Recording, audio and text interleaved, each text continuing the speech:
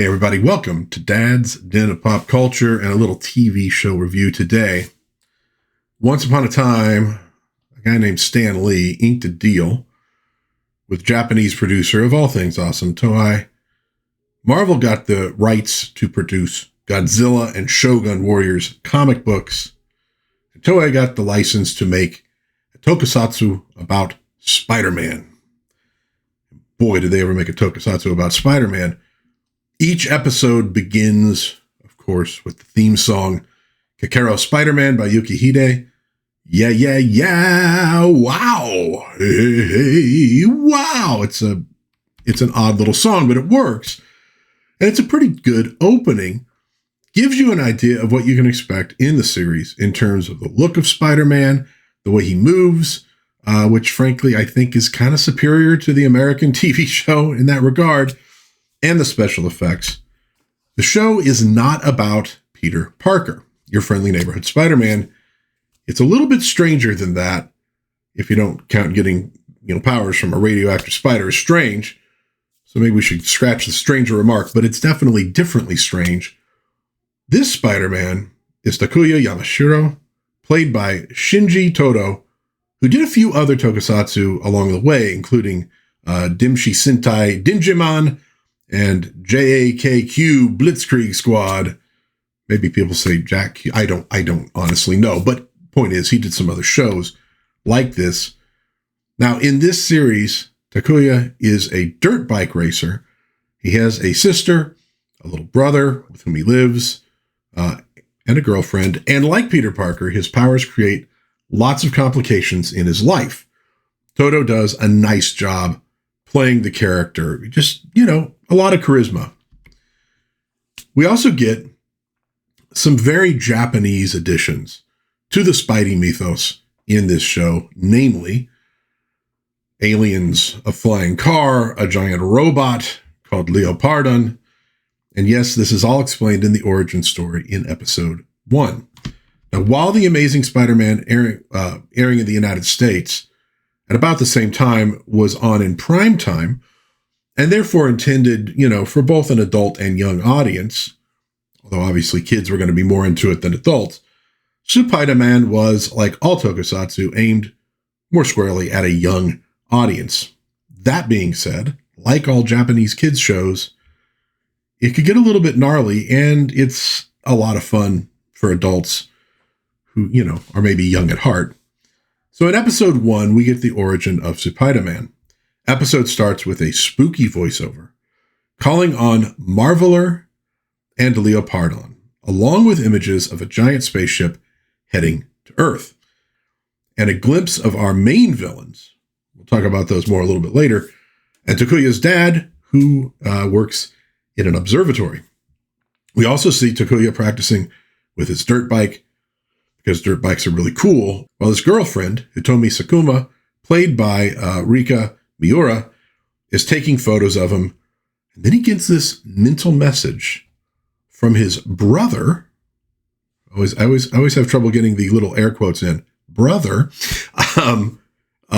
summoning him. But we're not talking about his little brother. This is something weird. It's a voice he only hears in his head. Soon, everybody in Tokyo sees the spaceship roaring overhead. They're probably relieved that they can point at something other than Godzilla, to be honest, and it goes on to crash in the wilderness and bury itself in a mountain. Now, apparently, it has been summoned by the telepathy of Garia after it floated around in space for the last 400 years. And now we see our bad guys. Professor Monster, I love the name, and henchwoman Amazoness. Which is kind of funny because it's like the female version of Amazon, but of course Amazons are female. So you don't really. Amazoness. They are the leaders of the Iron Cross Army. She is worried that Professor Yamashiro, astro-archaeologist, will discover Marveler. This would allow him to create something capable of defeating Professor Monster's machine bims. A machine bim is basically a sort of robot monster that, of course, can become giant, because that's what we do in Japanese kids shows. So this guy has to be dealt with. Professor Monster is from the same planet as Garia and Marveler. He came to Earth 400 years ago to start creating trouble so he could eventually conquer us. So it's for this reason that Amazon S takes on an alternate identity. She'll become the editor-in-chief at the magazine at which Spidey's girlfriend works. Kind of puts her in the role of J. Jonah Jameson, with Spidey's girlfriend in the Peter Parker role of photojournalist. But of course, well, actually, J. Jonah Jameson could be pretty evil when he wanted to. But she's definitely evil, bad guy. Okay. You get a nod to, Peter Parker, when he first gets the powers, thinking of himself, thinking of making money, in the way that Takuya only cares about racing and winning the next big race. He's too busy tuning up his motorbike to go with his girlfriend, sister, and dad to investigate the fallen spaceship. Just doesn't care. Oh, and in this scene and in another, he spots a spider and hears the summons once again. The time for revenge is here. The second summoning finally gets him to haul butt for the wilderness as he sees a silvery spider web in the sky pointing the way. So now he's not just hearing things, he's seeing things. He goes off to investigate. It is at this time that Takuya's dad, sister, and girlfriend are being menaced by one of Professor Monster's machine BIMs. This will be familiar to fans, like I said, of Tokusatsu, a new rubber suit monster, each episode to challenge the hero, or heroes if you're talking about Super Sentai Power Rangers. Takuya arrives too late to save his father. And this scene is analogous to Peter Parker arriving too late to save his Uncle Ben. So the Japanese show, as many changes as it makes, does have a similar motivator to Spidey's heroism. This leads directly into a fight with the Iron Cross army, with Amazon S looking on. And it's a fight, of course, he cannot win at this present time. So Takuya flees into a cave and falls into a pit. And Amazon S and her men figure, all right, he's dead. He's out of the picture. We're done. Well, in this cave, Takuya meets Garia from the planet Spider and learns of the Iron Cross Army and Professor Monster and what their plans are. And he receives the Spider bracelet, merchandising from Garia to save his life, and is injected with Spider extract. So when we look at the changes that you have from American Spider-Man to this, we have the Spider bracelet. Now, the Spider-Man TV show did have the web things on the outside, of his wrists. But we have the bracelet. We have the flying car. We have the robot. Tokusatsu survived largely off of merchandising, which is honestly how a lot of American sci-fi has survived as well. And so by adding these elements, it gives you things that you could sell. And to be honest with you, you got a lot of that kind of merchandising in the United States as well. It just didn't always actually technically tie in to something Spider-Man would have had, in the comics. But here we have a Azrak Hamway knockoff Spidey vehicle. So they just sort of took some of those ideas and actually put them in the show. Okay. Spider-Man. Okay, now what is that? Those are the bumpers that you see heading into and out of commercial breaks in the show. And they do actually change in subsequent episodes. These are the ones from the first. Here you get a look at Marveler with Leopardon in front of it. So I just wanted to show those off as well. Okay. The spider extract saves Takuya's life. There's literally a little needle that comes out of the bracelet into his flesh and injects him with this stuff. It gives him rapid healing, also gives him other superpowers. And Garia fills him in on his quest to destroy Professor Monster, who invaded Planet Spider over 400 years ago, basically handing the quest over to Takuya, who is now Spider-Man. Garia then collapses and sort of kind of like turns to dust, but also transforms into a spider. And he's going to be around for a little while to advise Takuya. So I guess you could say Garia also kind of plays a role like Uncle Ben in the story, the aged father figure, kind of thing, and aged father figures obviously don't last long around this guy. But Gurria tells him that the spider bracelet, which, like I said, is huge, can summon Marveler, also contains the spider protector. In other words, the Spider-Man costume with which he can become Spider-Man. So the transformation scene, and I can't remember if they used this ever again or if they just sort of skipped it in later episodes. I don't remember, but it is pretty fun. And it's reminiscent of the Flash, like releasing his costume from his ring. We begin with Takuya activating the bracelet by touching it. Then the costume flies out and seemingly lands on or like in front of Takuya. And then we see him zipping it up, and he's Spider-Man. The actor in the suit is Hirofumi Koga, although apparently a fellow by the name of Ryosuke Sakitsu also wore the suit in episodes 17 and 18. Point is, they do a fantastic job in the suit of moving the way you would think Spider-Man would move. And again, I say, I think a little better than in the American live action version. So we finally have Spidey now in costume with a mission to put the smackdown on the Iron Cross army and their current machine BIM.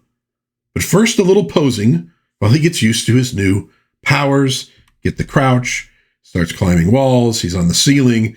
His sister comes in to bring him some lunch while he's on the ceiling. She can't find him there. We also get some web shooting and some swinging as he goes off to find the bad guys. And while he's climbing a telephone pole, his girlfriend shows up and tells his sister that nuclear physicist Dr. Fujita has been kidnapped. So now he uses his spider senses, which almost seem like a sort of radar, not just like a warning system here, to locate the bad guys, which is followed by several shots of him climbing walls and web swinging, and they did a pretty good job with the special effects on this stuff. The Japanese tokusatsu always impressed me as just looking better than, say, the American Saturday morning live action shows that we used to get back in the 70s, early 80s, in terms of special effects. Well, Spidey tracks them to a local dam, and this involves a line here pulling him up while he climbs the slanted wall of the dam. No, you're not supposed to know the line's there, but presumably it is. Again, it's a pretty good effect. They use a dam in a later episode as well that involves a dog that is literally the best boy ever. Could have been the same dam, not sure. There's also a bridge that I think shows up 2 or 3 times in the series. You only have so many locations you could work at. So we get some shots of him taking out the guards. No fight scene yet. When he enters the building, he's walking down the stairs and he leaps up to the ceiling when a guard appears. And it is a really well done effect. The tokusatsu, I think, gets way closer to the comic book Spidey in terms of that kind of movement than the American live action show did. So he then busts in on Amazon S and the captured scientist. Who are you? An emissary from hell, Spider-Man. And I think this is a reference to his mission of revenge against the Iron Cross army for the people they have killed. That's the from hell, not that he's like actually, aligned with Satan or something. You get a lot of posing from different angles here. Very Japanese thing to do in these, and honestly, it's pretty cool. It looks pretty good. And then finally, we get the fighting. And it's what you would expect in a Japanese action show, martial arts, which work really well with the agile fighting style of Spider-Man. He gets Fujita out of there and then webs up the exit. This is called Spider String because, again, being a Japanese show, you need to yell out the attack or power you're using before you use it. So Spider String, and then pushes it out there and keeps them from going after him. You get more fighting outside. Lots of wonderfully weird shots here and cutting back and forth, which keeps the action quick, much quicker than the American show. But like the American show, really no wisecracking from Spidey during the fights. And I think that's something both of these shows could have done better with. Well, of course, things get super serious when the machine BIM, Bukunryu, which I think means Bukunryu, which I think means Tyrant Ryu. If you Google Translate, can be trusted at all. He arrives. Naturally, he gets huge. Spidey tries to fight him, but no go. So he has to summon Marveler.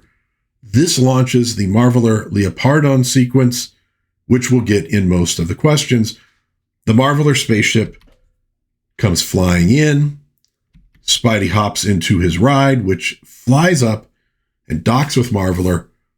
It's actually a pretty cool looking car. And he does use the car, not just for this in the series. You do see him driving around in it once in a while. Again, this is awesome for merchandising. And it is a pretty cool car. It has like pincers on the front.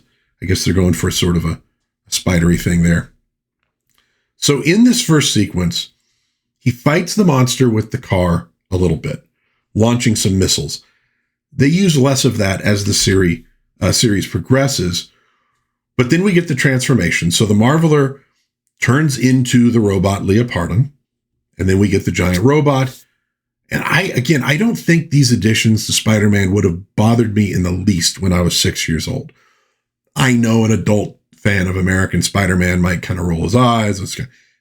Get into it in the spirit of a kid and think about, would that have bugged you back then? It's a cool giant robot. Good enough, right?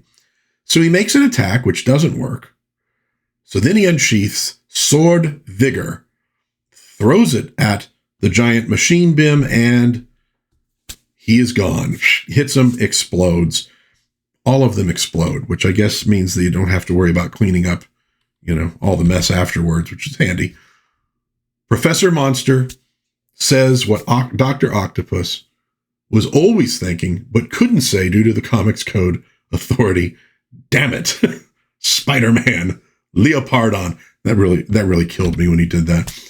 But the battle has just begun. We're going to get 41 episodes and a film with lots of machine bims. We're going to have orphans. We're going to have dogs.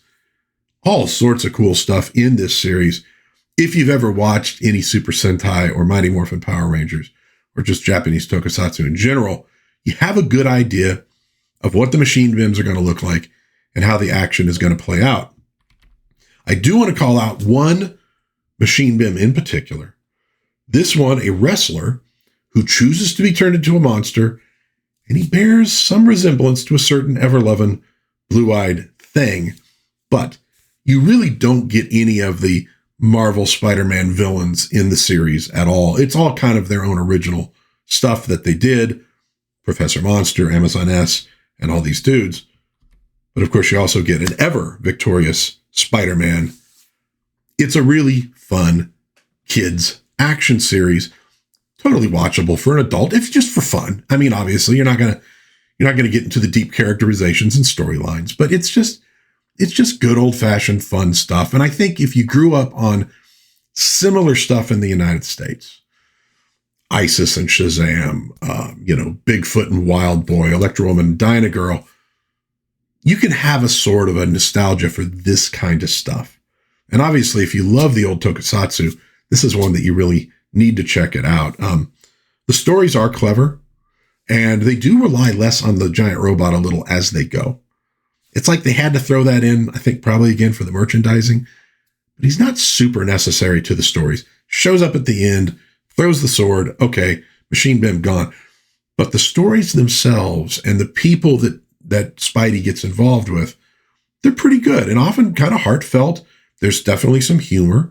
And I think Shinji Todo does a really good job playing the role of Takuya. Very charismatic guy, very cool guy. It's worthwhile. It's a good little action show. And I suggest you check it out. And there you go. Let me know what you think in the comments if you've seen this one. I have heard people say that he knows, the guy on Twitter, he knows everybody who says they like Japanese Spider-Man is lying. It's trash. It's no good. We're all lying.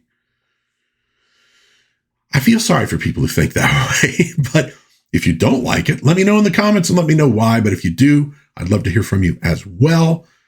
Chat about Spidey a little bit. I think it's a fun entry into the Spider-Man mythos, and he has shown up in some of the comic books in the Spider-Verse, which is pretty cool as well. But until next time, if you liked the video, please give it a like, maybe subscribe, maybe share with a friend. But until next time, God bless everybody.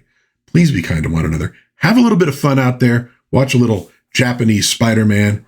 And I will hopefully see you again soon in Dad's Den of Pop Culture. Bye-bye.